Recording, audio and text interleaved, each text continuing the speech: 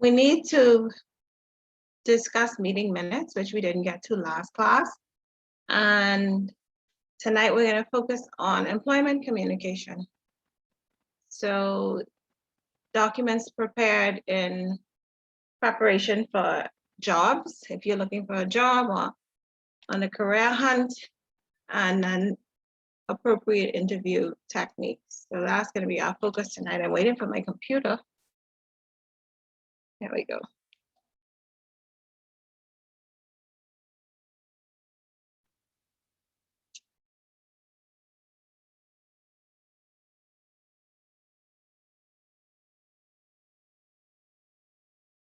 Now, at the end of last class, I sent you the assignment for this week. Most of you have emailed that to me already. I'm going to mark it and return it to you before Sunday.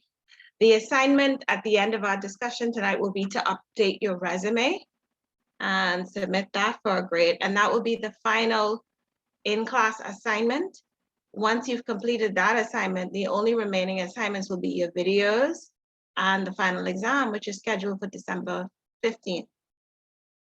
So we're going to begin talking about the final exam and the review necessary for that pretty soon.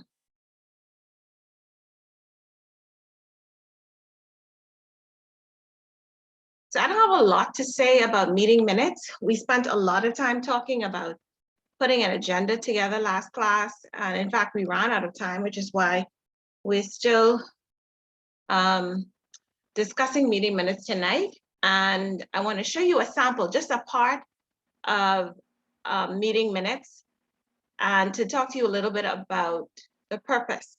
And it's something that I expect to be familiar to most of you because you've attended so many meetings, I imagine, in your places of employment.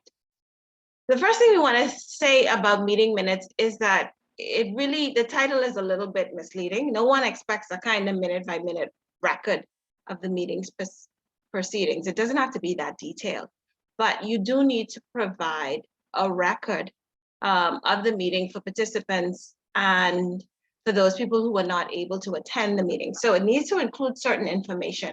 You want to capture the essence of the meeting. And so there's certain details that you need to include based on what you've seen from meeting minutes you may have looked at. What information do you need to convey? What are some of the things you might find on a typical record of a meeting? The time it started. Yes, so the date and time of the meeting, yes, that should be included. Yeah. The goal of the meeting. Sorry? The goal of the meeting. Okay, so the goal, something related to the purpose of the meeting. So date, time, the purpose, anything else? This is what we sorry? The attendees, who was in No, the attendance? attendees, yeah. So meeting participants, the people who were able to attend, and you even include the names of those persons who sent regrets, so those persons who are absent, all right? And then based on some of the meeting procedures we discussed last class, you know that motions are passed or rejected at a meeting. And so you have any decisions made about agenda items, actions taken or agreed to be taken, motions taken or rejected.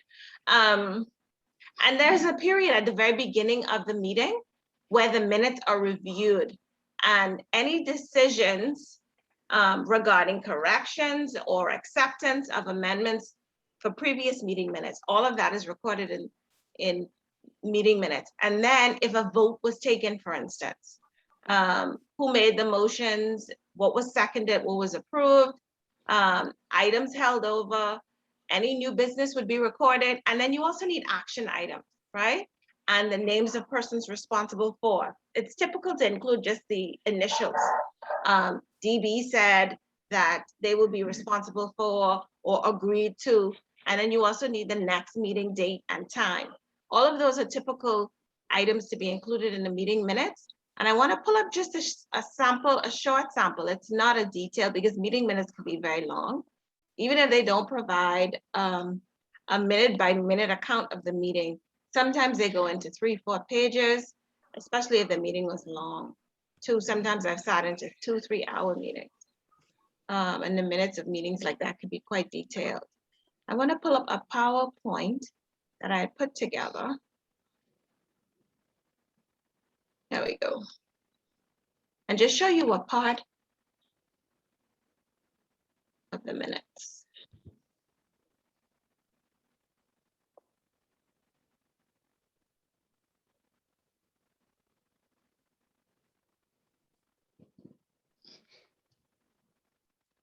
There we go.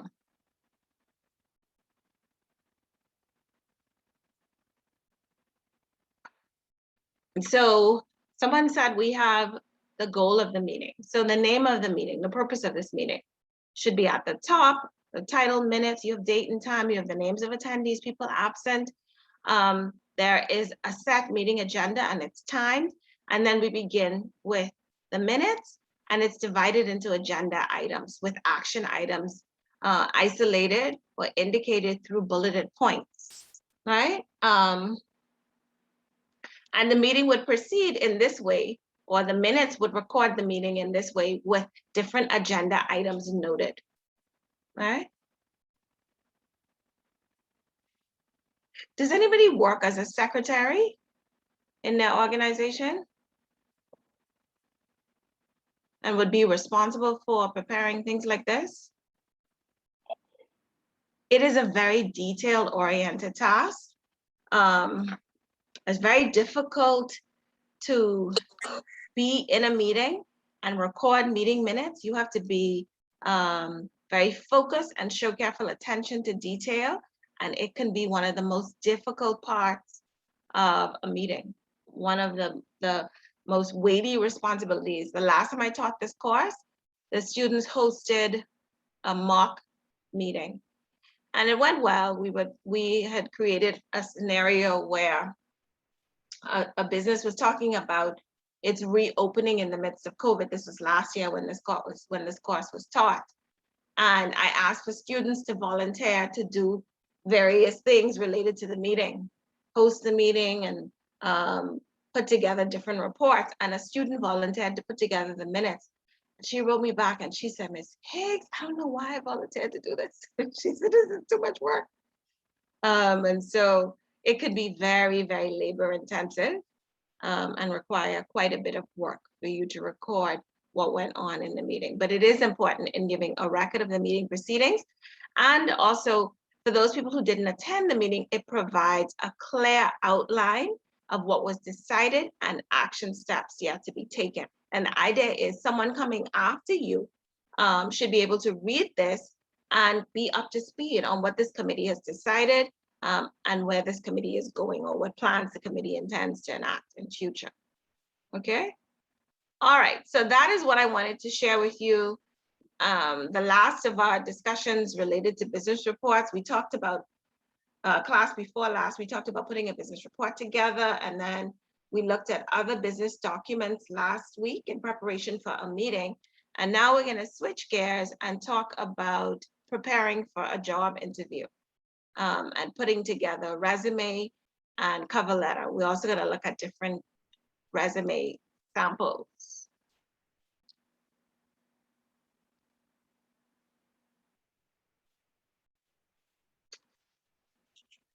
Sorry, wrong document.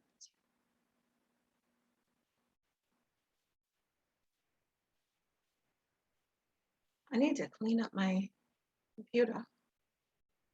But that's going to take even more time to delete some of these files that I don't use or no longer need.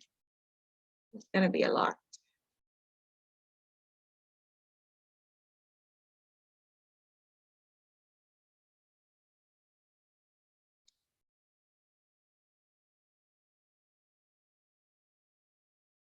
Okay, so I asked whether anyone in class works as a secretary or administrative assistant, but does anyone work in HR and still may have responsibility for hiring in their organization?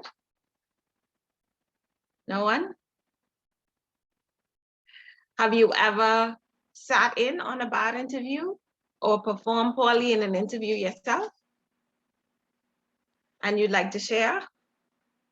It's happened to me. I think I must have this. I've applied like what, 3, 4 positions, and I haven't gotten any. So the last 3, 4 applications, that interview must have been very poor. That's all I could say. How did you feel about it? Are you talking about now? Or I in the mean, over the last one being maybe about 8 months ago. Mm. Well, there was a hiring freeze too, so don't be too hard on yourself. Yeah, no. Denise, I feel the same way as you.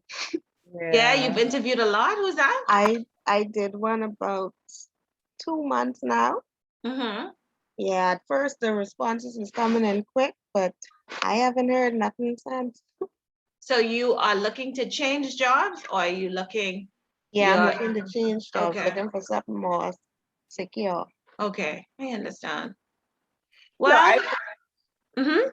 I wouldn't be hard on them either, because I mean, I've conducted interviews and I've had, let's say I've conducted 5 interviews, and I may have all 5 of them may have been good. Mhm. But of course, there would have been one person out of that 5 that Who's those 5 exceptional. that was exceptional, and so you would have gone ahead with that person. So it Mhm. doesn't necessarily mean that you interviewed badly. Mhm. Yeah. That happens. I sat in on what I found. I was a part of a hiring committee in my department. Just what month is this? November. So in June, July, we were looking to fill 2 faculty positions in School of English, and I had to sit in on some interviews, and there were, of course, virtual interviews, so video interviews, and I was struck by how well people are able to represent themselves on paper, but not necessarily in person. And these are by any measurement, educated people with a lot of work experience.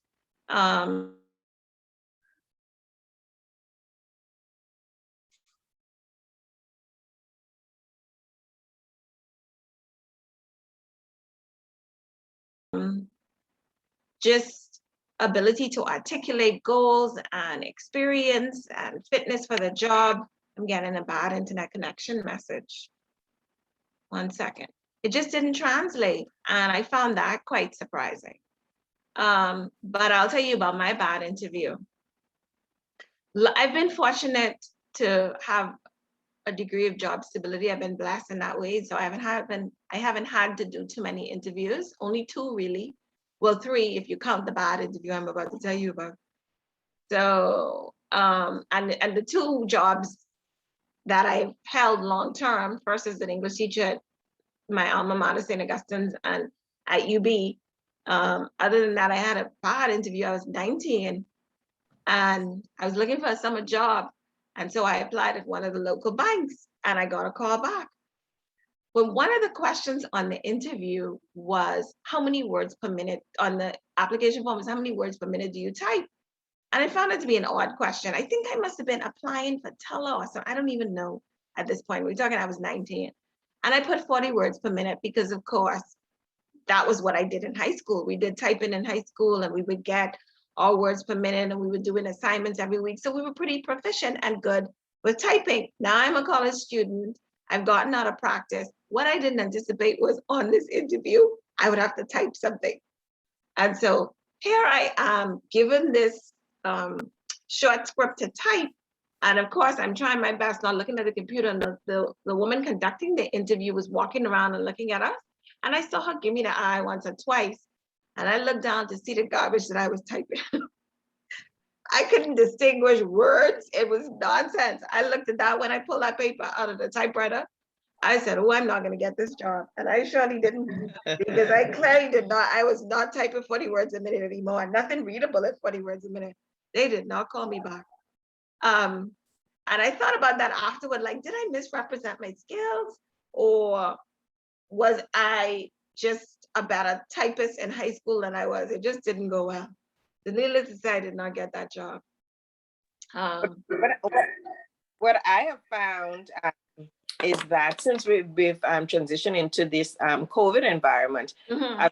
that the interviews that I've done, the applicants are more relaxed in the Zoom setting as opposed to being in a face-to-face. Mhm. I've gotten more dialogue, more Mhm. conversation, Mhm. as opposed to the face-to-face. That could be a good thing and a bad thing, Janet. Yes, it could. It could be a good thing and a bad thing because I found that as well. As we were interviewing candidates, we had candidates, one worked in Thailand, the other worked in Jordan, and they were looking to leave. And of the 10 or so applicants we interviewed, they stood out because of how free they were in bad mouthing their current employers and their current work situation, just how bad it is and how burnt out they are. And it's just too much. And I was like, you probably don't need to say all of this on an interview. Mhm. But I think that level of comfort is good and it is bad. You know, Yeah. people can overshare and forget that it is still an interview and you're being evaluated for a job, you know. But that's what we're going to talk about tonight. So those of you who feel like, it just isn't going well, I want a new job, it's not working in my favor, so maybe this lesson will benefit you as we talk about how to ramp up your resume and what to do on an interview to make yourself exceptional in the minds of the recruitment managers or whoever in the HR department is responsible for hiring, right? So the first thing is, and it seems obvious, but we're going to talk about what a resume is, why it's important. So this is a document that summarizes you, your education, your qualifications, your skills, employment history, your experience, and it has to be done in a clear and concise format for potential employers because it represents you. It represents you before you get to meet them. And it is the thing that they use to evaluate your fitness for the job. And so it serves several purposes. As I said, it outlines your skills and qualifications, and it shows how you are connected to whatever problem it is that they're trying to solve. And that problem is usually represented in the form of a job description or duties, but they have a need and the resume shows how you connect to that need. And the resume should get you an interview. It needs to demonstrate as clearly as possible that you are the person, you have the professional background, you have the skills and qualifications to get this job. And so since the resume is so important, when you're putting it together, you want to put it together with those goals in mind and your potential employer in mind. So what do they want? What do they want to see in a resume? And tonight I'm going to be using a lot of information and images from our course text. I'm going to be sharing them on screen with you as we look at different samples and talk about things that should and should not be included in a resume. They expect your resume to be clear, accurate, and up to date. And so the assignment at the end of the lesson to update your resume could be quite helpful to some of you. You don't want spelling and grammatical errors because they raise questions about your level of education and your attention to detail, right? If your resume is riddled with errors, someone reading it is going to be concerned about the kind of work you're going to produce. If you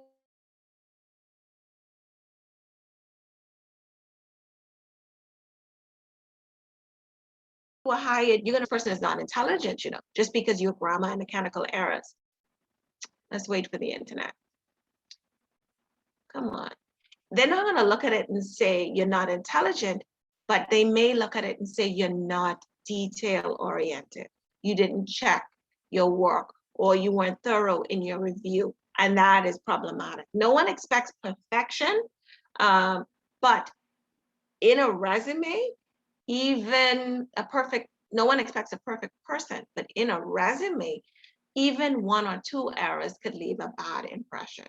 And so you want to be very careful in your review to make sure that there are no grammatical errors. I want us to look at figure 2 on page 166 of our course text to see a list of 10 things that recruiters say are their pet peeves, the things that they hate most, or that are most off-putting when they look at a resume. So let me pull up the communications text.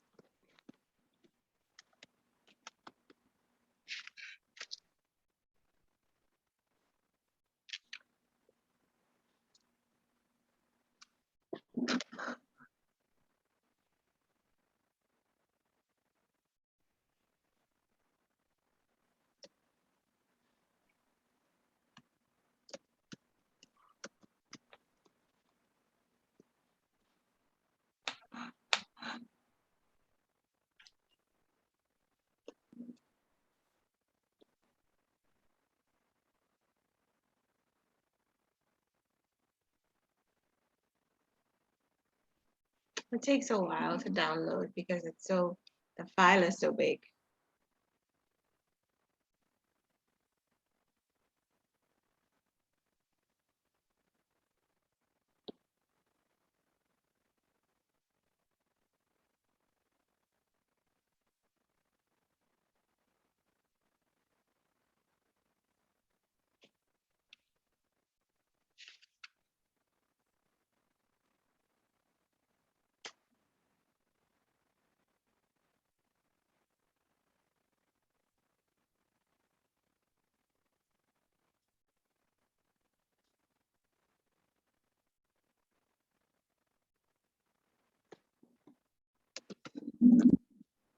Sorry. And of course, I pulled up the wrong thing. There we go. That's the one I want.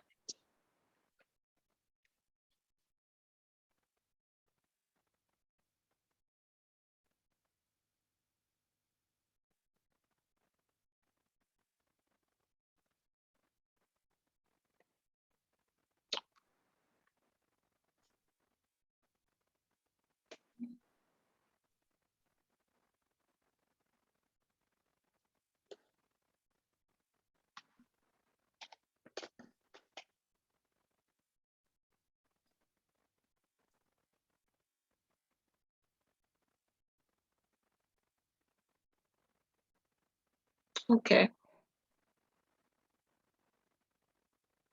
I'm sorry this is taking a while. I don't know why I didn't open it before. I closed out everything when I finished my review tonight, and I should have reopened this because it takes so long.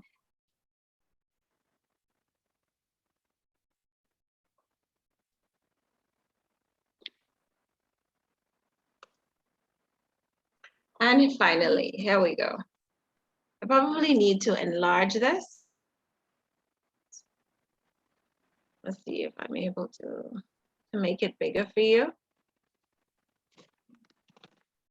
Can you see that? Yes, ma'am. I want to go back. It disappeared from the screen on 66. Okay. So in addition to listing some lies, outrageous lies they've seen on resumes, recruiters list their top 10 pet peeves. And of course, at the top are spelling errors and typos, so poor grammar. Point 2 seems a little bit confusing, right? It's too duty oriented. It reads like a job description, failing to explain the job seeker's relevant accomplishments. It seems odd that that would be a pet peeve because you would think that you should list your duties and responsibilities on a resume. But what does it mean when they say it fails to explain the job seeker's relevant accomplishments? What do you think that means? What should your resume do for you? And what should you avoid forcing the recruiter to do? Like you said, resume is basically the a brief synopsis of your work experience and history. So after reading your resume, they should have a good idea of if you're a good fit for the job or not. Mm-hmm. It should, I mean, the resume is not where you go in details, but it should include valid information pertaining to like for instance, if I were to say I work at Scotia, Mhm, I should at least list maybe 3 or 4 of the different areas or mhm. departments or whatever that I've worked in while at Scotia. So it gives me a flexibility of a wider coverage with the experience and possibly a better choice as a candidate because my experience is just not limited to. So that's why it's Mhm. good to just like you say, bullet points, list To make it to make it easily read. What right. that means is, let's use your example. So you've worked at 3 or 4 different departments at Scotia.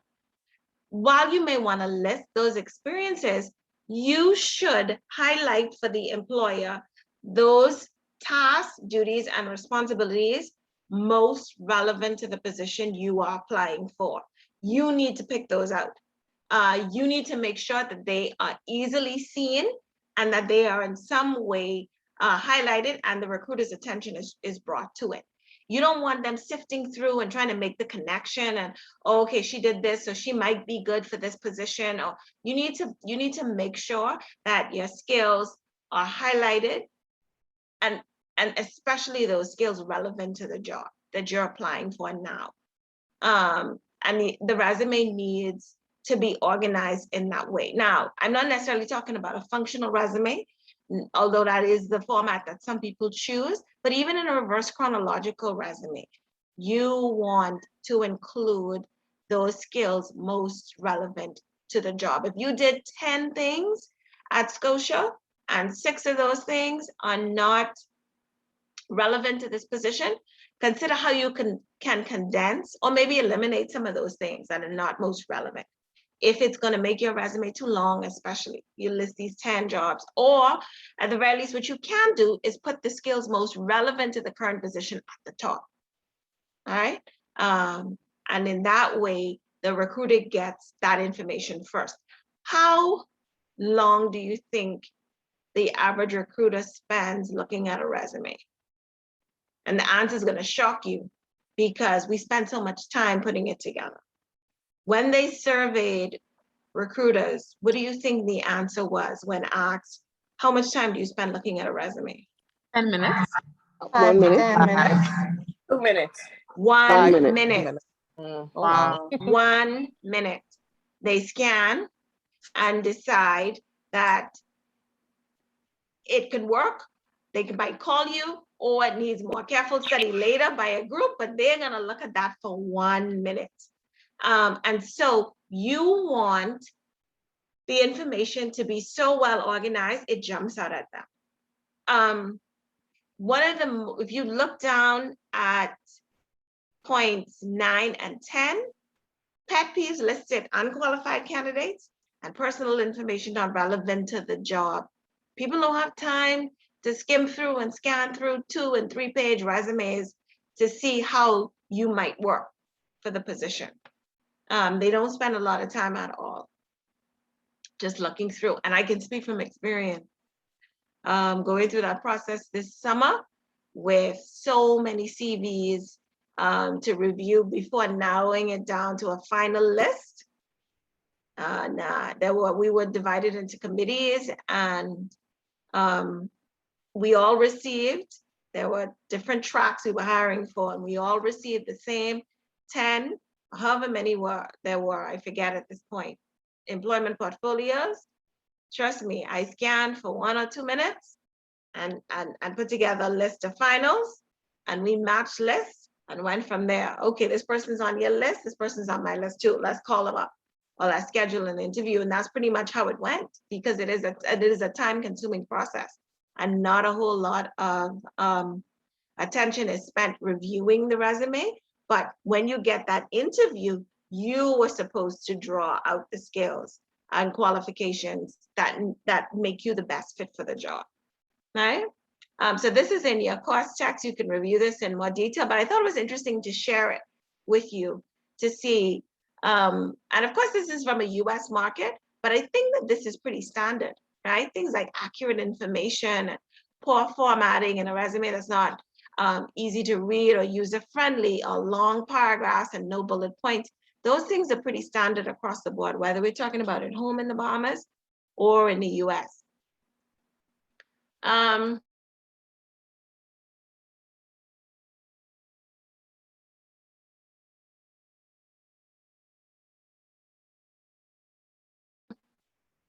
About the basic parts of a resume. So this is a reverse chronological order resume. One of many formats that we're going to look at tonight. And we call it reverse chronological because, come on.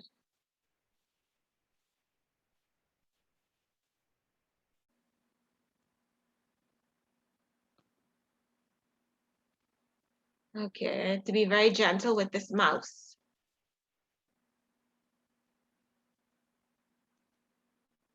Because if you look at it, it is listed, employment and education are listed with most recent first.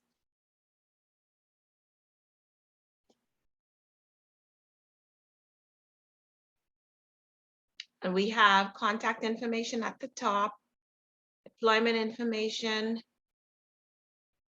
and skills. Now, there's certain things left out of this resume. You'll notice it doesn't include an objective, and it doesn't include references. And we may be familiar with resumes that include these parts, right? And so this may seem odd to us. We'll talk about whether those parts are essential or not, and in which cases you might include them or leave them out, right? But I just wanted you to get a look at this sample chronological resume from the text, and I'm going to show you some other samples as we go on. So the basic parts of a resume.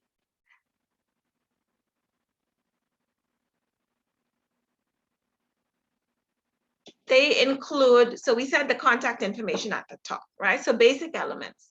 You need your username, not username, you need your name.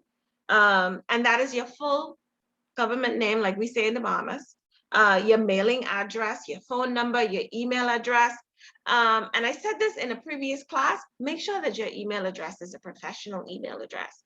Something like hotbahamamama@yahoo.com is not going to strike the right note. So sometimes it might be even necessary to create a new email account. And I know I probably don't have to emphasize this to working professionals in this class, but you'd be surprised at how often recent college graduates or students fresh out of high school need to hear that information about how even your email address represents you. Now, should you include an objective or not? What do you think the rule is as far as objectives are concerned? Because as I was in school learning how to put together a resume, it was the thing that had to be included. You had this objective or summary at the very top. Has that changed? If you think it has changed, how do you think it's changed?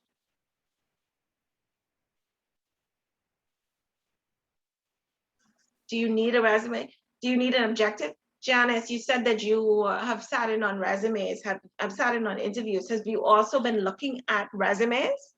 Yes. Do you see the objective still included all the time, or Not is it left out sometimes? Not as much. What I see more of is cover letters and then the resume, but Right. no objective at the top. No objective at the top. The cover letter, I think, is a must. It is typically included. We're going to get to that later. But more modern resumes really don't have to include an objective because it seems too obvious, right? It almost seems like a waste of space on the paper. You know what job you're applying for. Mhm. And the same information that you would include in an objective is conveyed in some way, either in your cover letter or the body of your resume is going to outline your skills. And so the objective can also seem repetitive. While it is not necessary, it could still be useful in grabbing the attention of the recruiter. And it encourages him to read the rest of your resume, to review the rest of your resume. It is a good idea to include an objective in particular circumstances. So if you're a recent graduate from college and you don't have a whole lot of work experience, an objective might be useful.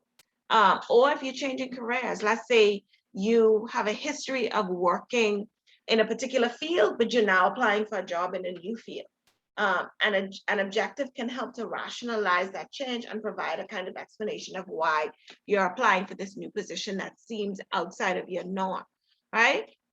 If it is used, your objective should be customized to fit your application. You don't want something generic or too vague. It should help you to clarify how you might help the organization achieve their goals, and it should not be excessively wordy or drawn out.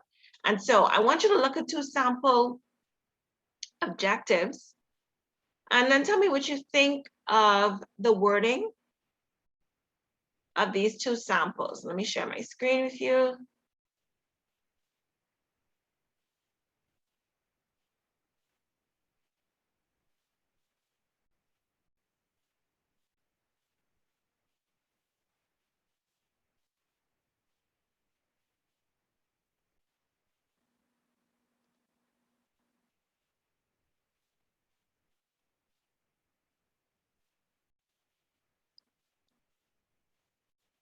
Okay, so you're looking at 2 short objectives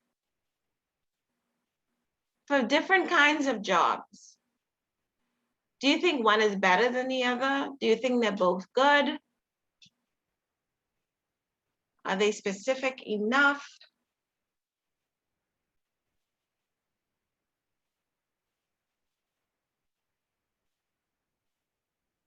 I think the second one is more detailed. Do you think it's too wordy and too detailed? Not really. I mean, in my view. It's pretty good. I think they're both pretty good. The first one is for a different kind of job. Right. And a person who's applying for job A will have different skills, right? And a different goal than the person applying for job B. Increased sales and productivity is a member of the sales team and multi-order. This person is basically applying to be a car salesperson. And the second one for relationship manager at a bank. They're both pretty good. The key takeaway from this is specificity, right? You don't say something vague like to increase my skills and or to make use of my superior skills or to improve on my already superior skills in your organization. That's a little bit too broad or too vague, right? The objective should be tied to the specific position for which you are applying, and it should sell you, but it emphasize how you are going to help this company in some way, right? And so if we look at objective 2, what experience is he bringing? Banking experience, interpersonal and communication skills to this role. And those skills will help him to achieve these or her to achieve these particular goals, right? And so be as specific as possible if you choose to include an objective. If you're gonna have it in the resume, make sure it works for you. You don't want to include an empty statement that doesn't really add anything to the resume when you could have left it out, all right, to begin with. Okay, so let's pick up where we left off. In addition to the objective, if you choose to include it, then you have your education, right? So you list in reverse chronological order your education history. So your most recent degree, if applicable. Not everyone will have degrees listed, that's fine. But the school degree, grade point average, if applicable, to demonstrate success in your chosen field. Now, if you're gonna list your grade point average, and this I'm thinking in terms of recent college grads or a high school graduate applying for an entry-level position. If you're gonna list your GPA, it has to be pretty impressive, right? And it has to demonstrate a degree of academic success. When do you think you move away from listing your high school on your resume? What do you think is a good idea to move away from including that in your educational history?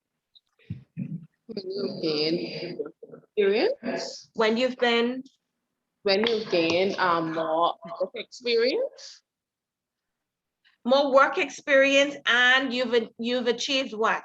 Beyond high school, A college degree. and or certifications and diplomas. When you've qualified yourself more in terms of education beyond high school, even if it isn't necessarily a college degree, you may have done courses and obtained certifications, you include them, right? And that will speak for your level of education. And so sometimes it's quite possible to move beyond your high school education, particularly if you've achieved graduate and postgraduate degrees, right? Then you don't include that information anymore. Work experience is a must. Some people don't have a whole lot of work experience to include on a resume. In that case, then you highlight the skills and responsibilities, the duties you performed with the limited job postings that you had. So that is how you definitely don't want to put it, while your resume doesn't need to be too much longer than a page. I will talk about why 2 pages sometimes is okay. You don't want to turn in a resume that's so short it's like half a page long, because then you're sending a glaring message about your lack of experience. And so you're going to try to do what you can to get that resume to at least a page. Even if you don't have the work experience, then you elaborate more on the skills and the duties that you fulfilled in the limited job postings that you had, right?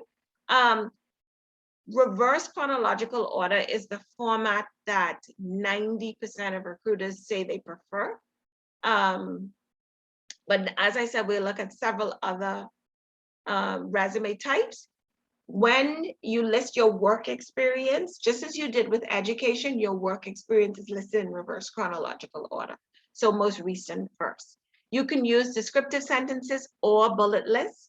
You don't use both. So the most important thing is uniformity of format, right? You choose a format and you stick to it. And you also want to use action words like manage, supervise, and not long and wordy sentences either.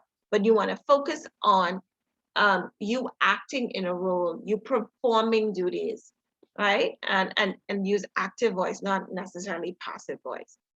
Be deliberate as you think, as you're highlighting your work experience. As I said before, recruiters aren't going to want to sift through and try to make the connection. You need to make the highlights, and you need to make the most relevant skills obvious to them. Emphasize the responsibilities that if you're applying for a position like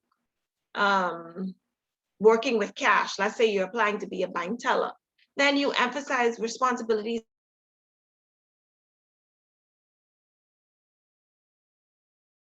in previous job. When you're applying for business positions, emphasize responsibilities that involve budgeting.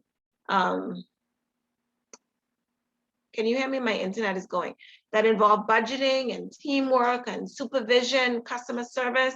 But the key thing here is don't exaggerate. Don't be like me and say, okay, I can type 40 words a minute and not be sure that that's something that you could do, right? Because it is going to show up at some point or come up at some point. And the same point goes for references. Should you include references on your resume? The resume that we just looked at didn't include it. It is quite common to leave them out. Like the objective, it's seeming old-fashioned. The smart thing to do if you leave out your references is to have a list of references available. So that if you are called on to provide references, you have that list and you can furnish it. And the good thing to do as well is to check your references and make sure these people are actually going to vouch for you. Don't throw some names together, not give the person you're using as a reference a heads up, or even get the permission to use them as a reference. Thinking that, oh, the employer won't contact them. They certainly will. They absolutely do. And so think carefully about who you use as a reference, and make sure that this person is going to have good things to say about you. If you opt not to include your references, then you might use a phrase like references available upon request. That's acceptable. And that's something that's commonly done today as well. I said earlier, try not to extend your resume to more than one page, but don't shortchange yourself either. If you have a lot of valuable experience that's particularly relevant to the job that you're applying for, and that's going to take your resume to page 2, don't leave it out. It's fine, include it, put the relevant job experience, and your resume will just be longer than a page, right? But it's better to highlight your qualifications and your skills than to have them leave them out, and you may cost yourself the job, right? Because you've left them out. All right, so as I said, while reverse chronological order is the most preferred, we're gonna look at some sample resumes for each style. I'm not gonna look at the text too much at this point. I have to say I'm not liking using the text. It's too finicky. So I'm gonna pull up some samples and show them on screen.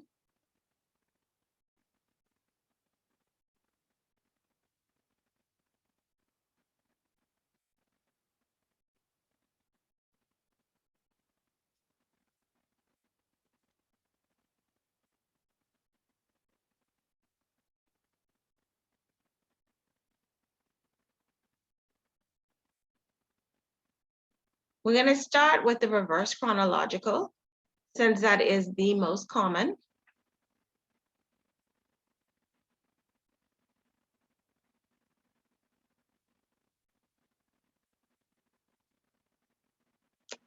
I'm going to try to make this as big as possible so that you can easily see it.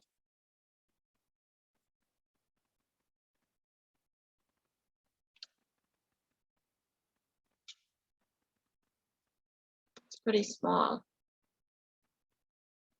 Let me know when you can see clearly.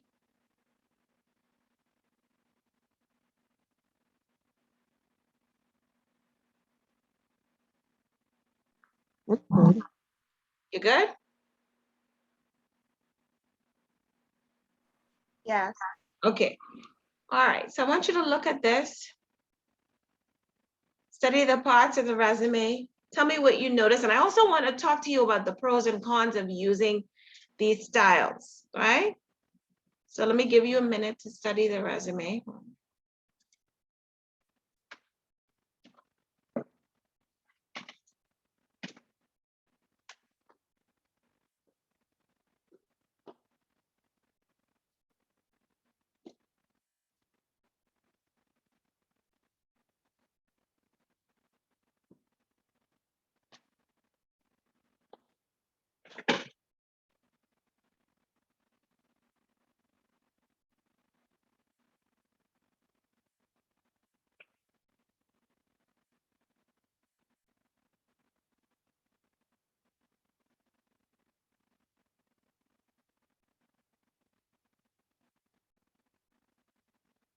I'm going to scroll down.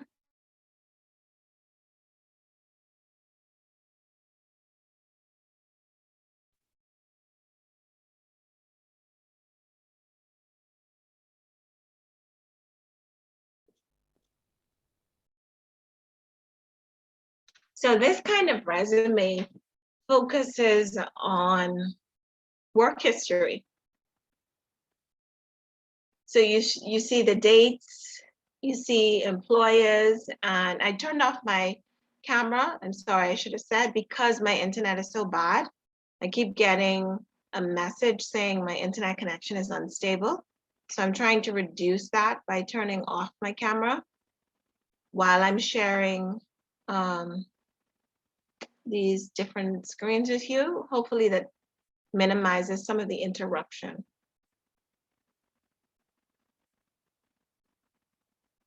As I was saying, you see dates, employers, educational institutions attended, degree obtained. This could also include career-oriented programs, right? And courses taken. Notice that this person has only listed college education. Right? We were just talking about when you move away from listing your high school education on your resume. So looking at this, what do you think is the advantage of using this format? This reverse chronological resume format.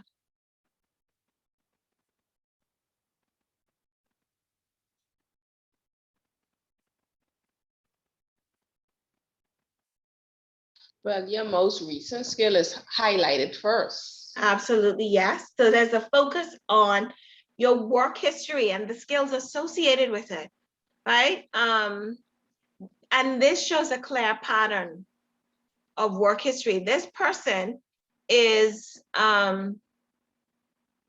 instead of providing a resume, he provides a summary of who he is as a person, right? But he has a consistent pattern of sales experience and work in this environment, right?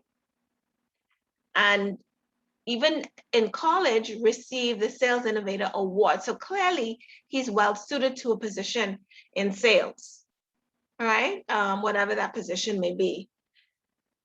If you have a consistent pattern of work history and upward mobility, then this is a good format for you.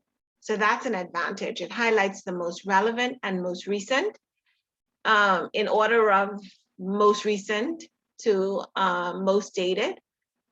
But the disadvantage of using this format, even if it is what 90 or more % of recruiters prefer, is if your previous job titles are very different from the position you're applying for, it may not support your suitability for the job, right? If this wasn't a sales position, if this was a sales position, sorry, the first one, but this wasn't, and this wasn't, it may seem as though you moved around or moved all over the place. And some people may see that as you having varied experience, but no, that doesn't always work in that case.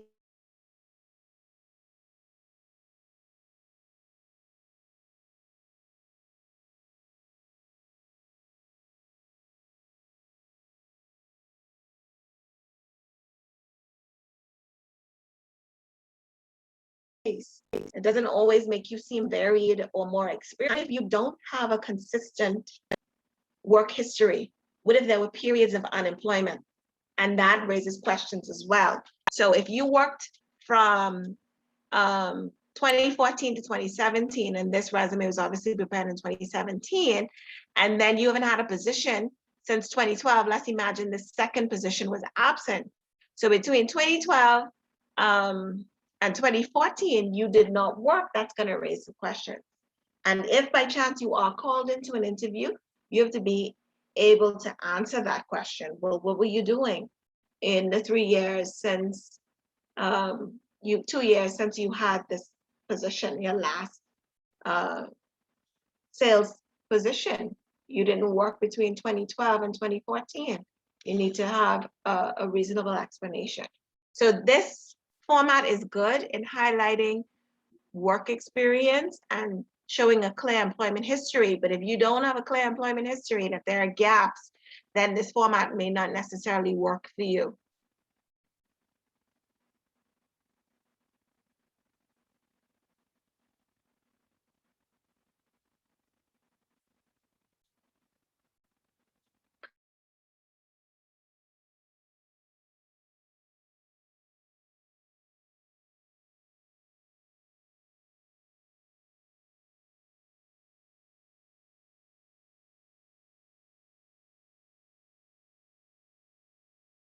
Okay. And I'm going to share these samples with you at the end of the night.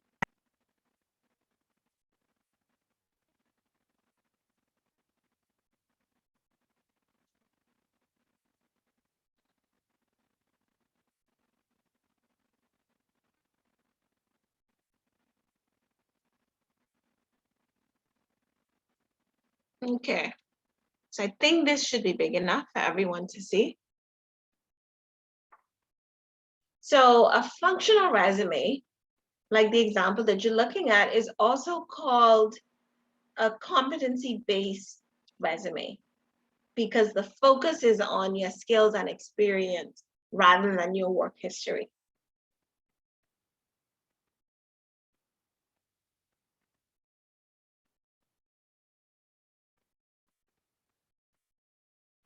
And this may not be something that we've seen or a format that we've used because it's not common, all right? As a matter of fact, a lot of recruiters will tell you they don't like this format, but depending on your work history and your purpose, something like this might work best. This particular format might work best where you choose to highlight your skills most relevant to the position. People usually use this format when they have long gaps in their employment. Let's say you haven't worked in 5-10 years. You are a stay-at-home mother or father, and now you're joining the job market. You might want to use this format because it demonstrates the skills that can clearly be linked to the job functions or duties that you will have to perform if given the job. Right? It highlights your most important work experience. And if we scroll down, you see there's very little, nothing about work history. Now, would you hire somebody who sends in a resume like this? Yeah, let's look at another example. There's a good functional resume in your course text. So let me stop this share.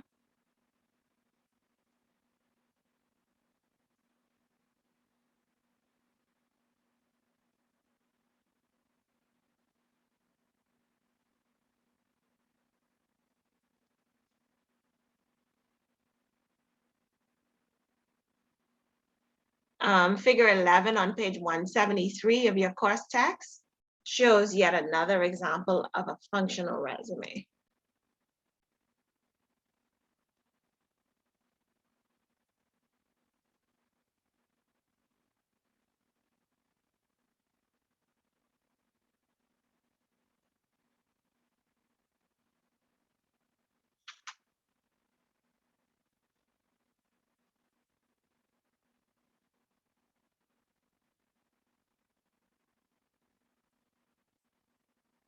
So in this example,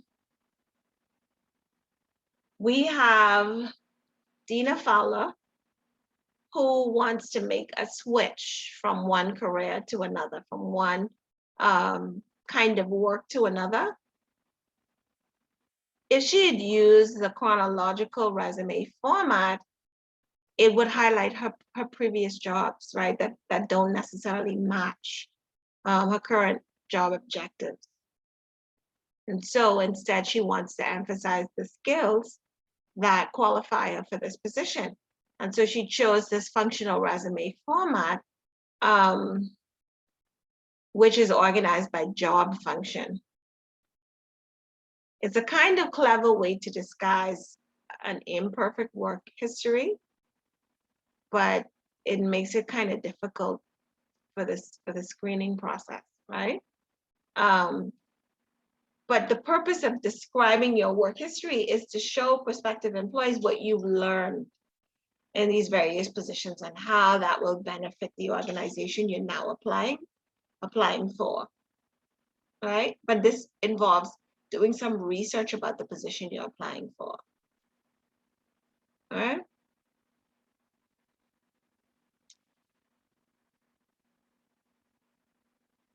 And it continues to 2 pages. And unlike the first example, she does have some work history.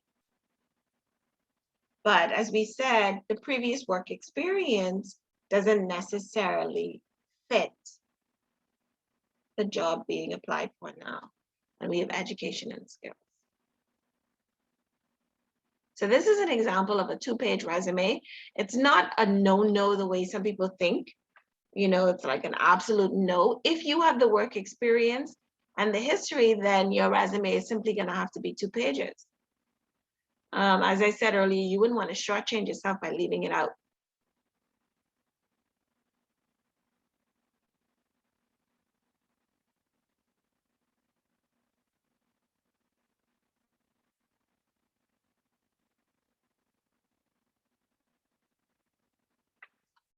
Okay, and from the functional resume, which shows skills and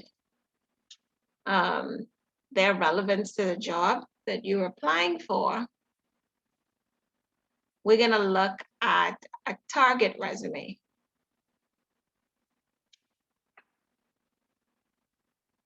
I'm going to share my screen with you, just waiting for the document to come up.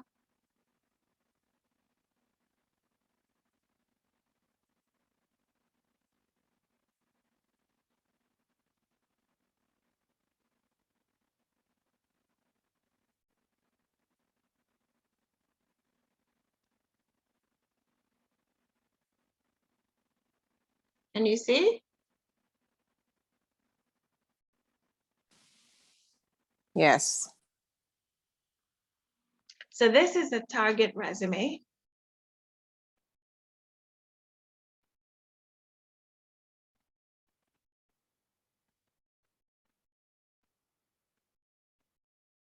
And we call it a target resume or targeted resume because it specifically highlights the experience and skills that are relevant, kind of like a functional resume.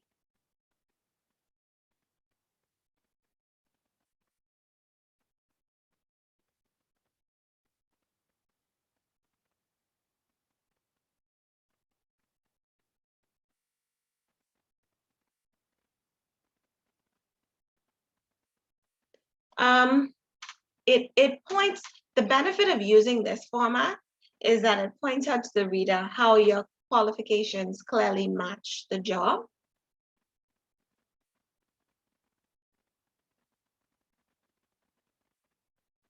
But this is a kind of custom format, right? This is something that is not commonly used. It takes a whole lot of time and a lot of research, like the functional resume, and careful analysis of the job for which you are applying. And would include the header at the top, job target.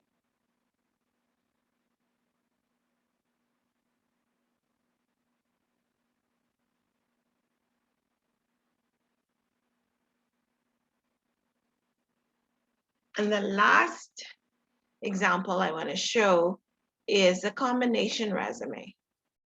A combination of what exactly? Will it be, I'm going to pull it up on experiences screen and right skills? now. Sorry, someone had a question?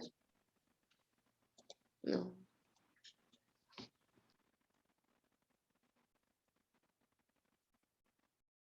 Okay, so you're looking at a combination resume.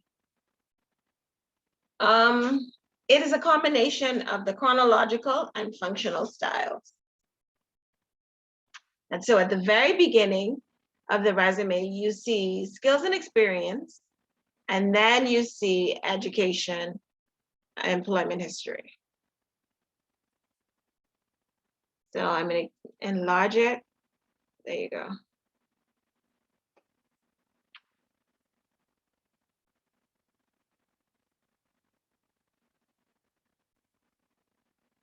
So the benefits of this, you still have the reverse chronological format, right? That recruiters prefer. But you, from the very beginning of this resume, force them to focus on the skills that you have.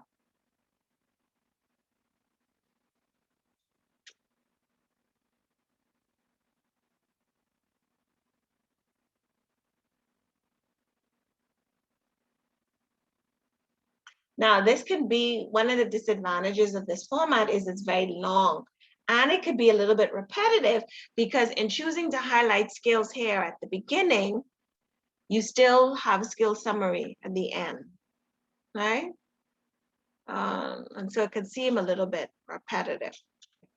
But it is a format that people sometimes use. It depends. There are strengths and weaknesses for each particular resume format. Just because the reverse chronological is most common and it is the one that we see most often, it doesn't necessarily mean it's best in all circumstances. You have to know your work history and you have to know what you want to emphasize to recruiters and then choose the format that is going to work best. The key in preparing your resume is readability. To me, this looks a little bit cluttered. Right? It's readable. It's well organized in terms of the subheadings and the bulleted points, but there is so much information. It looks a little bit cluttered, right?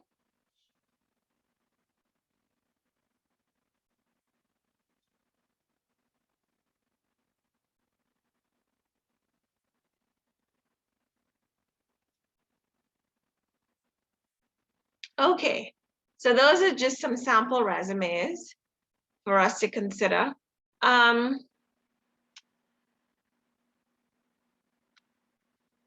One of the most important parts of applying for a job, in addition to the resume, is writing your cover letter, putting that cover letter together and letting it speak for you in a way that best represents you. It gives your potential employer the very first impression of you, and it must encourage them to read your resume, right? So we call it a cover letter because it is attached to the resume or the email document, but they read that first, right? And you want to think of it as a sales letter because essentially what you're doing is selling yourself to your potential employer. And so there's certain key points that you want to remember or things you want to keep in mind as you're writing your cover letter. It is not old-fashioned to include it. I would say a cover letter is an absolute must. Some people feel like it's redundant. Why can't they just read the resume? No, it's not redundant. You are summarizing the resume. And remember we said recruiters say they spend about 60 seconds, so 1 minute reviewing your resume. The cover letter is going to convey your fitness for the job. So before you start writing this cover letter, do some research on the company and the specific job you want. So what job are you applying for? And this, if you're able to include details of the job description in your cover letter, that is going to create a strong impression as well, right? Whenever possible, make sure you address your cover letter to an actual person. Don't begin the cover letter with "to whom it may concern." Call the employer and make sure you get the recipient's name. Excuse me for 1 second, please. I have no idea why people are calling the house and I am in class. 1 second.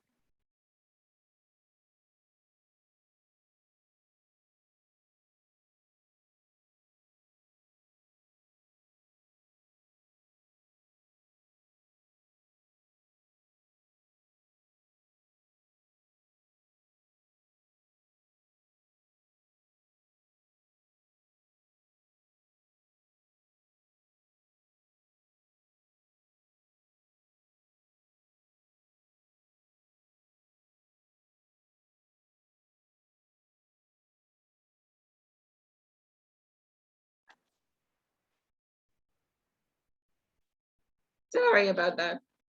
1 second.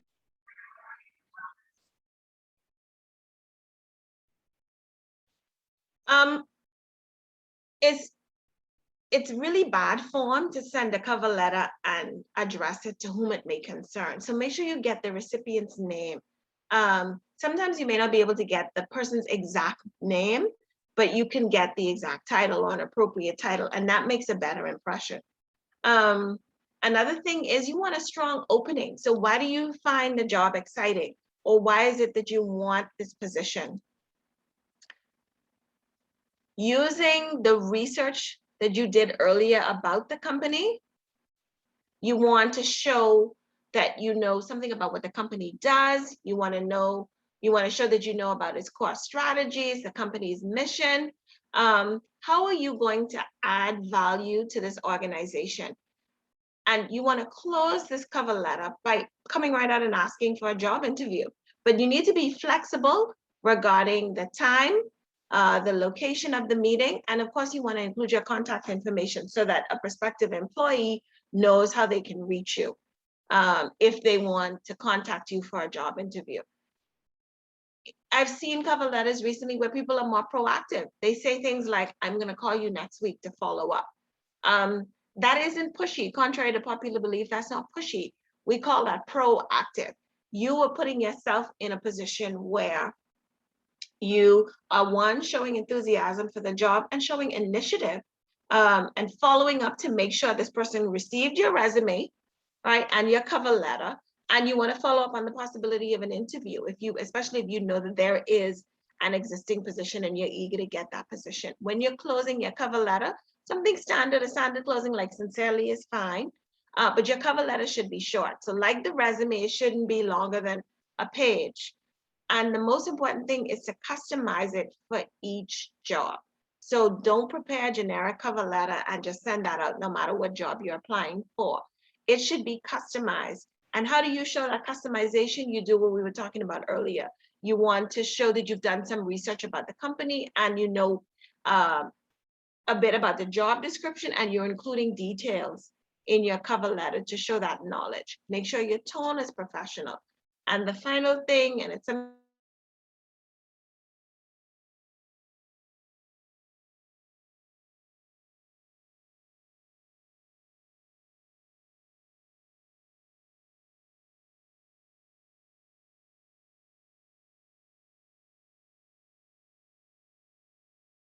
that we've been emphasizing of your booklet. So I want to look at that, page 182, sorry. I want to look at that and we'll talk about how this measures up as a good cover letter. And then we're going to talk about what you should do on an interview. And that will be the end of our lesson tonight. And so I imagine that we'll have an abbreviated lesson, or at least that was the plan. Let's see if we're able to do it. And I also want to answer any questions about the videos that are coming up, because I sent more guidelines last week, and I still want to use this opportunity to clarify any issues that people might have. So look at this example cover letter. And tell me what you think is good about this.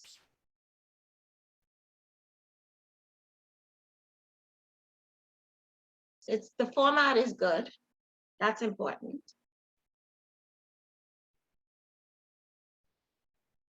Pay attention to how it concludes or closes.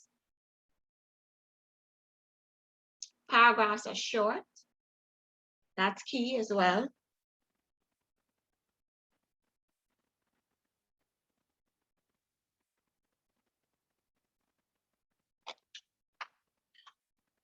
What do you notice about this cover letter that you think is quite good?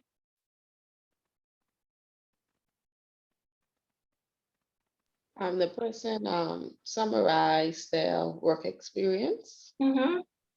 Now, do you summarize every aspect of your work experience in the cover letter? All the jobs that you've had? No, the most relevant, right? If you were to do that and you have a long work history, this cover letter is going to be very, very long. And it's not necessarily supposed to be an exact repeat of the resume, but you pinpoint the most important details.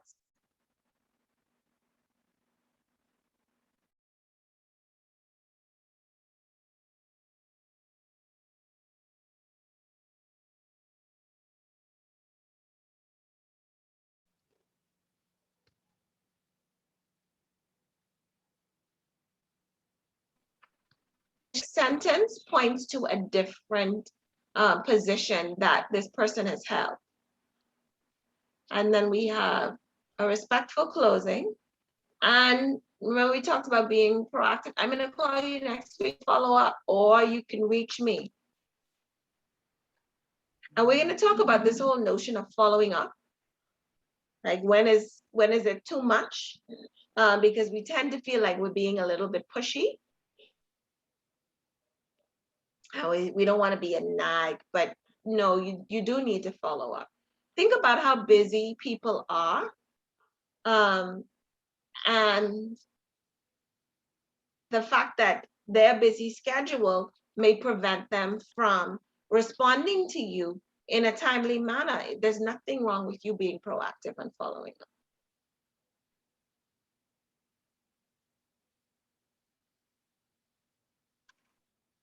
Okay, awesome. So you put together the resume, you put together a cover letter, and it's done so well that you now have gotten a job interview, not a job, but a job interview. So what are the do's and don'ts before, during, and after the interview?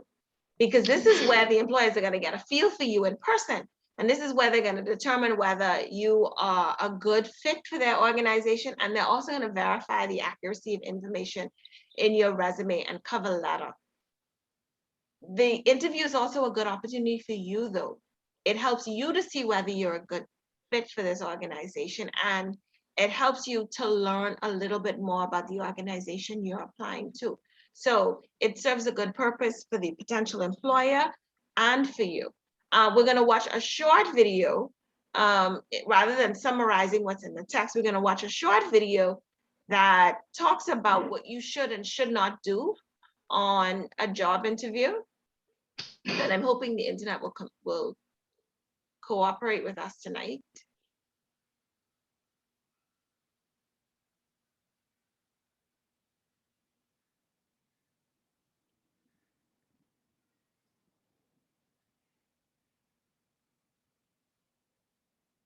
And this is preparation for before the job interview.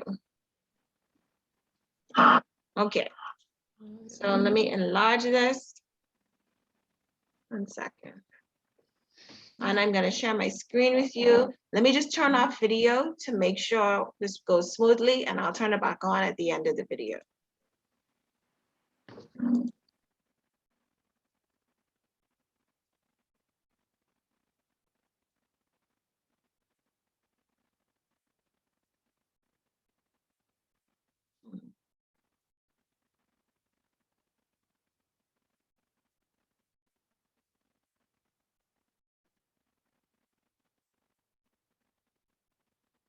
Hi there, this is Harry and welcome back to the course. So we're talking now about the preparation for that all-important first or second interview. So congratulations that you've got yourself into that position. Your CV's been accepted, they've gone through the trawl, and you're one of the lucky ones that is going to be invited or has been invited for the interview. Now, the interview could be online, it could be over the telephone, or it could be in person. So you have to prepare yourself well in advance. You need to ask the question, how will the interview be conducted? Will it be online? Will it be on the telephone? Or will it be face-to-face? And they use many different ways to do it these days. So please ask in advance and please prepare yourself. No matter which format they're going to use, you've got to be ready, you've got to be dressed appropriately, and you've got to be prepared, okay, both physically and mentally. So you got to prepare for those different types of interview. Of course, if it's going to be face-to-face and online, then it's really important that you dress in an appropriate way. If you're going to be interviewed for a IT company, well, perhaps you can dress casually, a bit like I am, or if it's going to be a little bit more formal, then you might need to wear a suit, a shirt, a tie, whatever it wants, whatever they need. So it's again advisable to ask either the recruitment agent or whoever's involved how they expect you to dress, or find out what sort of company it is and make sure that you don't make a mistake. Better to overdress than underdress, okay? So not to be understated in really casual clothes, and they might look on you a little bit differently. And these are the points that you have to be really important about. If it's a telephone interview, of course, it doesn't matter because there'll be no visual contact, but you have to be mentally alert for those because people can switch off a little bit when they know it's a telephone interview and they can make some crucial mistakes. So be really, really prepared for that. Okay, so you've got yourself into the interview stage, you've got yourself ready and set. So next important thing to do is do your research. And by that I mean find out about the company that are going to interview you, find out about the people who are going to interview you from the company, and find out a little bit about the sector that the company operates in, the competitors that they have, the position that they have, okay? You need to know what you're going into. But you're going to be asked some questions. Not all of the information will be relevant, but try and get as much information as you can so that you sound as if you know something about them and that you have bothered to do some research. Remember that companies want people who want to work for them, and by doing your research, you'll demonstrate that fact very, very clearly. Okay, so the first thing to do is to research the company that are interviewing you. What is their position in the marketplace? The particular sector or section within the company that you're going to work in. Find out who the key people are. Is it the director or the head of finance or the head of IT or whichever section you're going to work in? Find out who those people are. And you can do that simply by LinkedIn, by looking up, because most people are on LinkedIn, so you'll find out who the people are, what their background is. Ask around people that might know them. Do a little bit of research on the internet. Any source of information that will help you to build up a picture of the people who are going to interview you and the people you want to work for is really, really important, because you'll see what they're like and you'll be able to judge from appearance and the notes that you find and their profile as to what type of people that they are. And while we're on the subject of research, you can check out a website called Glassdoor. This is really important. It's quite recent. And, you know, it's not something that was there when I was doing my interviews, but it's used a lot now by people where they check reviews. Usually by people who have worked for that company in the past, they will leave a review to say it was a good company or a bad company or whatever it might have been. But also, crucially, they often leave reviews of interviews they've had with those companies, even though they may not have been successful or they may have not worked for the company, they will leave. Now, what was interesting, I didn't know about Glassdoor. I researched it today and it actually works in the Bahamas. Have any of you used this before? No. No. It No, works. I- You get reviews of Bahamian companies, places to work, salaries. Are they good companies to work for? Now, after I searched for a few minutes, it locked me out. You have to sign up for it. But it actually does work and lists Bahamian companies. So that I thought was a good bit of advice.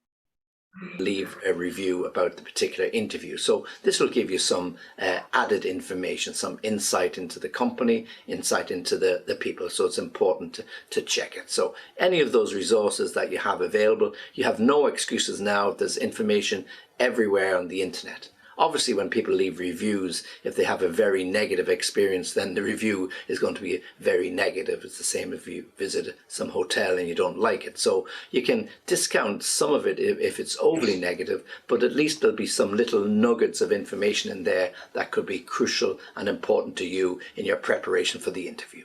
And just before I finish on that topic, make sure that you do check LinkedIn for reference to the people, particularly those that are going to interview you. You should be told before you go to the interview who's going to interview you. Usually there's more than one person. If it's the first interview, it might only be HR people, but find out about those because they're an important link. If it's the second interview, it's likely to be the HR person and one of your future reporting lines. So it's really important to get a feel for that type of person. And if they're senior, which they should be, then they're more than likely to have information about themselves on LinkedIn. So make sure you check it out. It'll give you a feel and an understanding of that person, and any of that information will give you a little bit of an advantage in your preparation.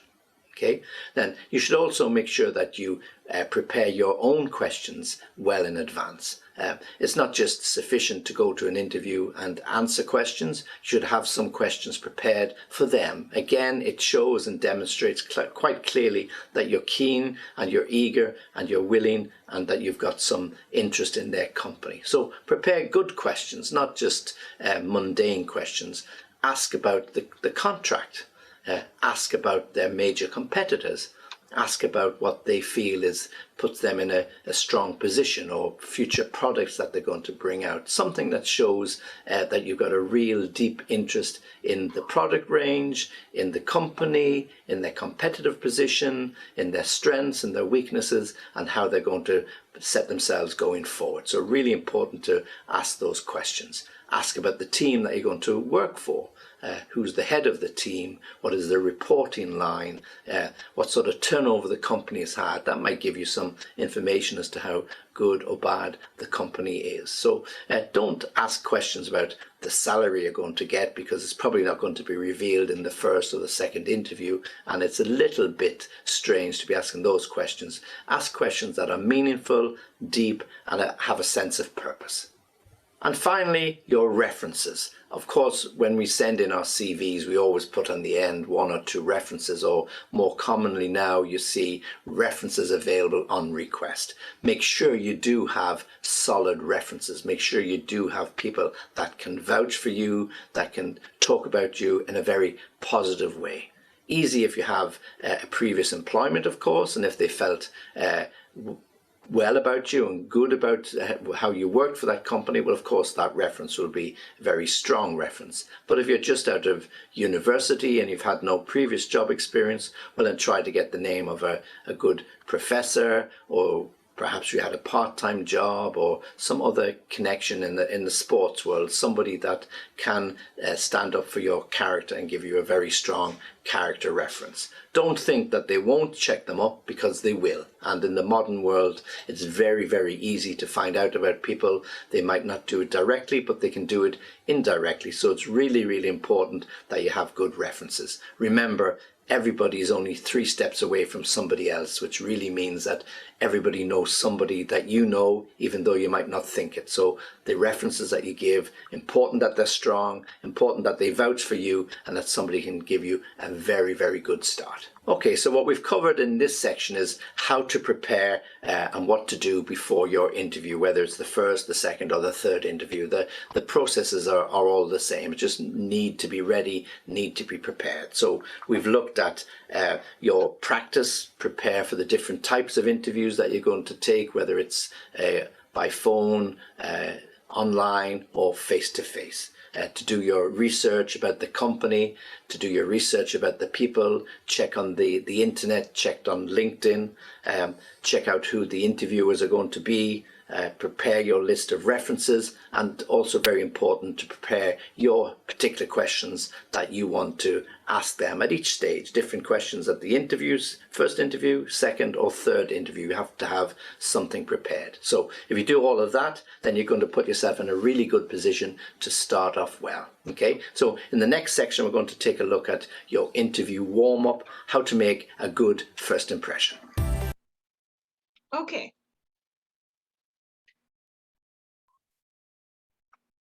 So what do you think about the advice that he offered?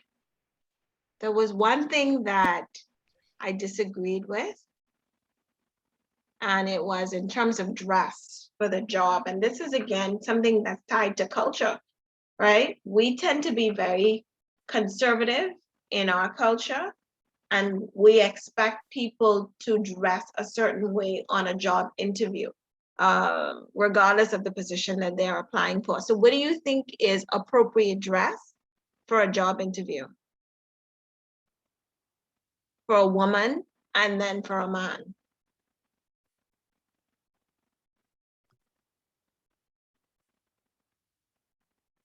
What do you think? For a woman, a nice pantsuit or a nice blouse, and either a skirt, and I feel like it should be not loud colors per se, more like neutral tone, like navy, gray, and then you could pop it off with a color like a, you know, like her blush or Mhm. something like that. Definitely something conservative. You don't want to draw attention. Can you hear me? Yes, ma'am. Yeah. You don't want to draw negative attention to yourself by being too loud, even in terms of dress. And for a man, you want something conservative. Again, depending on the position, you might wear a suit. If not a suit, then definitely a nice shirt and tie. But business casual, business dress, not business casual. And color is also very important. So blues and grays or even black, but definitely we wouldn't expect someone to show up in an interview in jeans, right? Even if they're applying for an entry-level position or position in sales, we tend to expect a certain decorum from this individual applying for the job. All right, so we've gotten some good techniques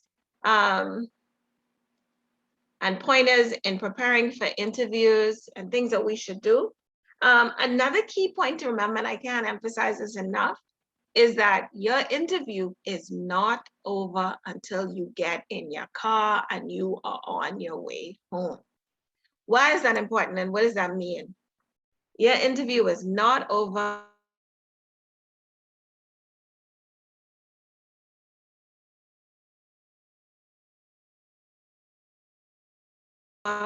until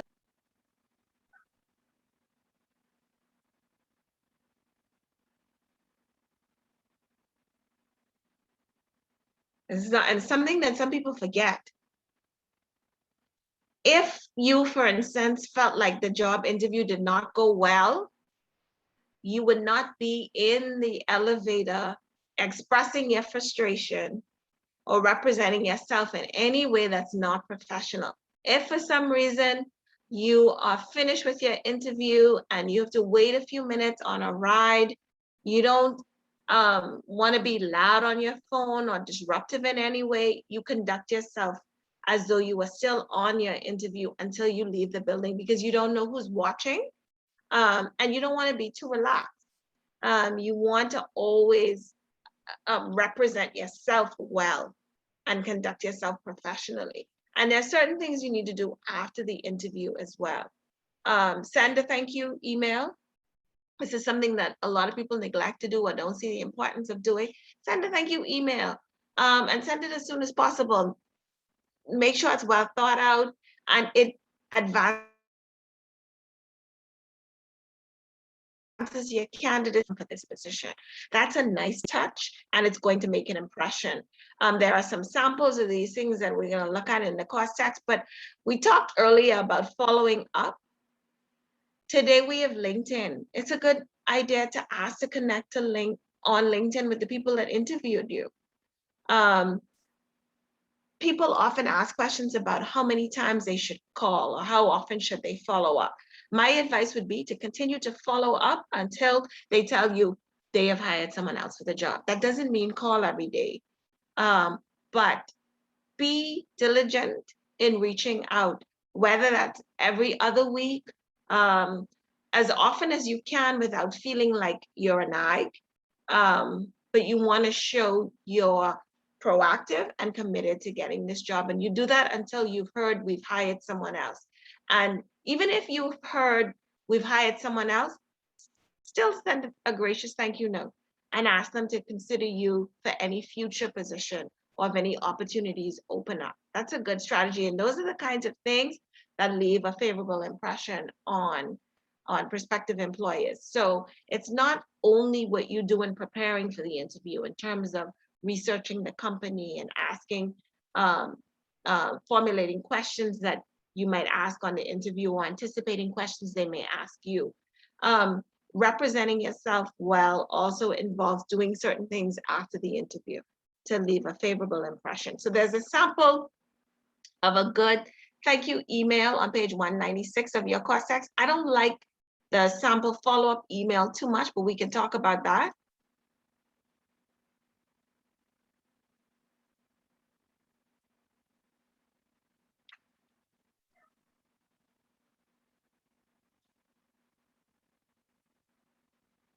I'm going to share my screen with you. And this, of course, is something that was sent by email, the way most business communication is done today. So I want you to read this.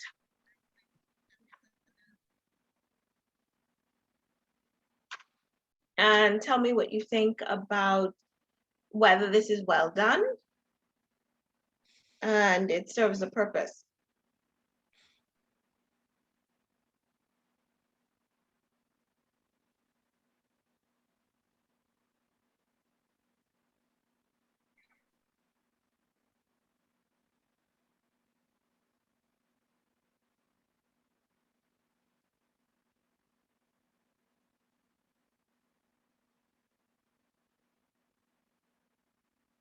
Any observation or comments about this letter?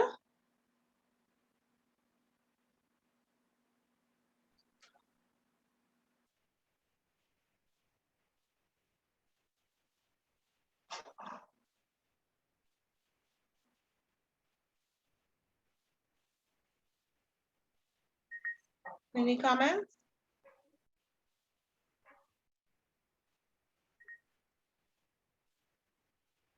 Well, first thing is it's good that she thought to put together a thank you email. And it concludes by stressing how eager she is for the position, how interested she is in getting the position. It thanks the potential employer for the interview and for being a part of this meeting while on the interview, and it talks about how she benefited or learned from it. So she had things to say. It kind of continued the conversation that was started on the interview, and it lays the groundwork for future discussions. It emphasizes that she is very eager and ready for this job. So this is well done. But I want you to compare this follow-up email after the interview. So as you're following up to see if there has been a decision, I want you to read this and tell me how you think it measures up in terms of tone, content.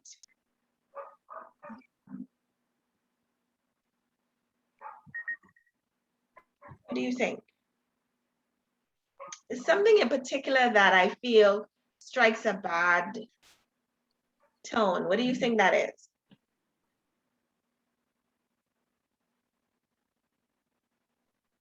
We're on the second thank you email. The This follow-up isn't a email. thank you email. This is a follow-up email. Where she's saying, buying on me is still my first choice, but I'm feeling pressured by another company to make a decision by April 15th. Yeah, that could have been worded a little bit better. Even if there is another company that is recruiting you for a position and you want to make that clear, it could have been worded in another way. Would it be possible for me to know by when you'll extend job offers? I'm still hopeful that I'll receive one. It is okay because you want to let the potential employer know that you are a desirable candidate. I am fielding offers from another organization, but Bank on Me or whatever the name of the company is at the top of my list or is my first choice. Can you provide any information about, or can you provide a possible date when offers might be extended? I'm still hopeful. It sounds a little bit too pushy to me. And the language or tone could have been softened a little bit. But with that said, it's still a good idea to follow up, right? Follow up in writing. You could also follow up by phone. The key thing to do is to not forget that after the interview, there are certain things that you need to do as well, right? You need to continue to show your interest in the position and remind the employer of why you're a good candidate or a good fit for this position. All right, and so you have a lot of useful information in your course text and a lot that can be reviewed related to interview preparation. And we just looked at just a few images and samples from your course text, but you can review them at your own pace. Now, are there any questions related to your video assignment next week? So today is the 10th of November. 1 second, I want to check the syllabus. Because according to the syllabus, presentations start on the 15th, which is only 5 days away, not a week away. So something has to be wrong. On the 17th, then. It says on the, I hope it's the 17th on the syllabus. And I did not give misleading information.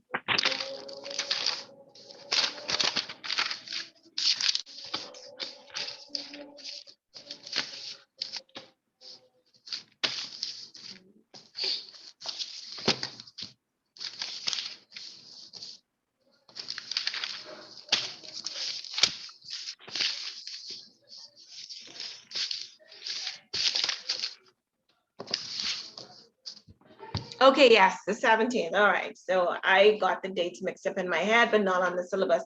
So in 1 week, we have presentations 1 and 2. I know I had gotten a confirmation email from Janice regarding the date earlier. Janice, you were absent last class. Did you see the rubric that I sent last class?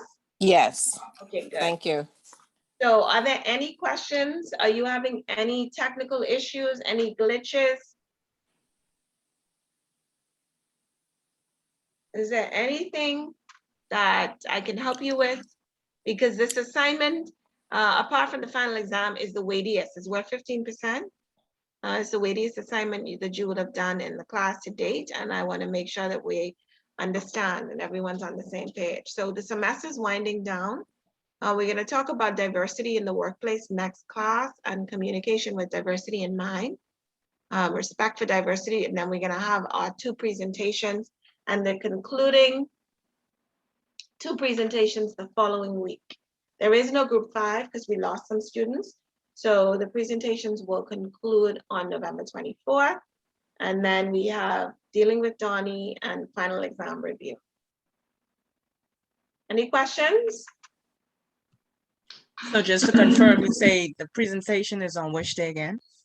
On the 17th. What group are you in, Denise? 1? Oh, you're in 1 with Janice. No, No. sorry. I'm in 2. Oh, Janice is in 2. I'm in 2 with Tasha. Okay. All right. So Denise, you're in group 1 with whom? Edrica. Edrica. Okay. So we have 2 presentations now. I'm going to need you to send me your videos on Tuesday That's so fine. that we can be ready for Wednesday. We can show the videos, and the videos Okay. should be 10 to 12 minutes long, which is kind of long. Yeah, that's really long. It is. But with your role play, We have to draw it out.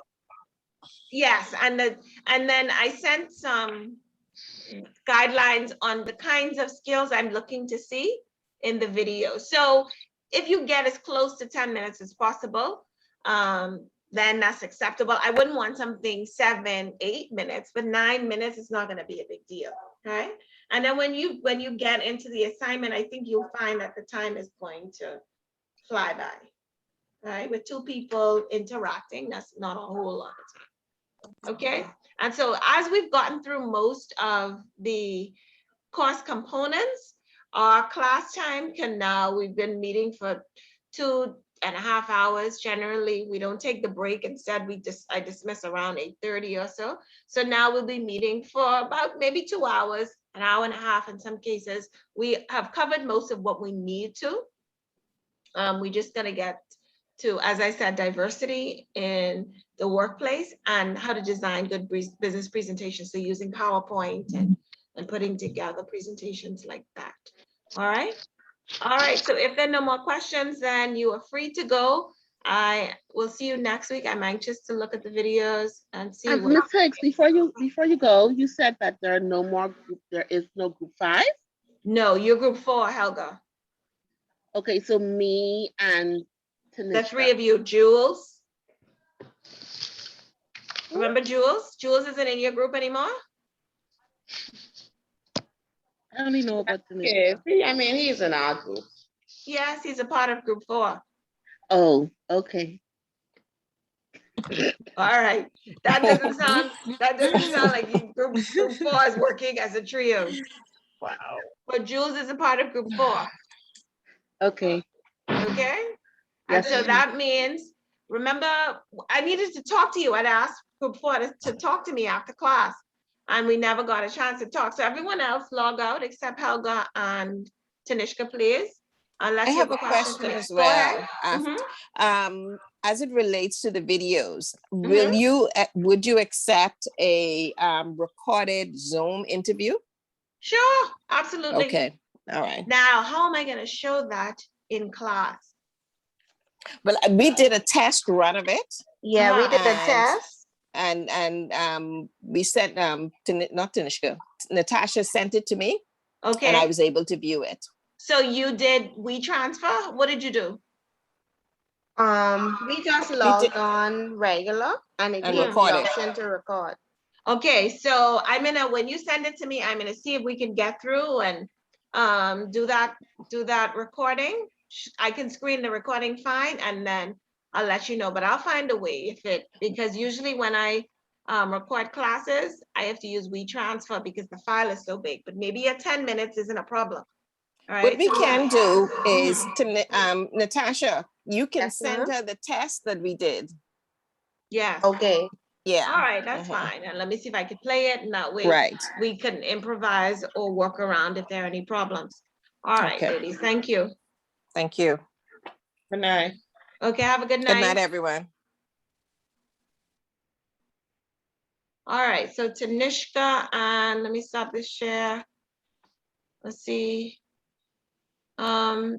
Okay, so tell me with group 4, what are you planning? Because I said since group 5 is no longer a part of the class, we don't have enough students for group 5, you are in group 4 and you have an assignment for group 4, but we never met, and my intent was to tell you if you are more comfortable with assignment 5, then you can take assignment 5 as well, but it's up to you. So what is your group planning? Wow. Sorry, let me stop recording. Let me stop the Super. recording. Okay. Good.